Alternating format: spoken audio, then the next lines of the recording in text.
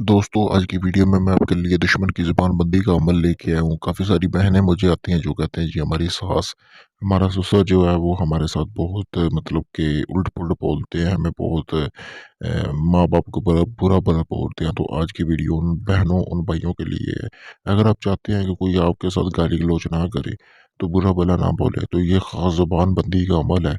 जब इस अमल को आप करेंगे तो उसके बाद वो बंदा आपके साथ कभी भी गाली-गलौच नहीं करेगा। बहुत ही बेहतरीन और खुश अखलाकी के साथ पेश आया करेगा दोस्तों।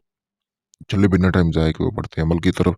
आपने करना क्या है कि बाज़ार से थोड़ी-सी स्याही लेनी है और उसमें थोड़ी-सी ज़ाफ़रान आपने पिसाई करके मिला देनी है और इस तवीज़ को मिला कर ना, इस तवीज़ को ऐसे ही बना लेना है। नीचे आपने जो है अपने दुश्मन का नाम लिख देना है और उसकी वालदा का नाम लिख देना है। उसकी वालदा और उसका नाम लिखने के बाद आपने करना क्या, अपने दुश्मन की चौखट यानी कि जो उसका घर है, इस तवीज़ को उसमें आपने दफ़न कर देना है। बस एक ही तवीज़ आप वहाँ दफ़न करेंगे, 3 दिन के अंदर-अंदर आप इस तवीज़ का कमाल देखें।